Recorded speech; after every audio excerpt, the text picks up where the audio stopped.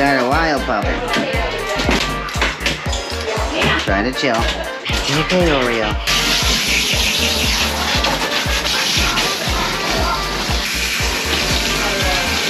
This guy's getting a puppy bath, so just a one quick little one. What we do in between is haircuts. So it's not like a full power bath. Very good. Get the tail done. I like to swim that tail in there. If they let me, I'll let the feet do the same thing.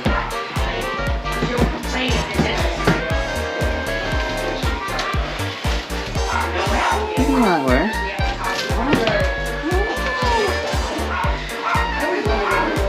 Thank you. Mind if I do the front feet? Mind if I do the front foot? Thank you. You got nice clean feet. Come on.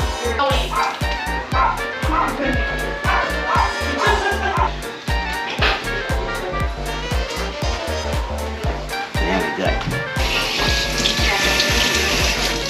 Get that hair out of your eyes for you.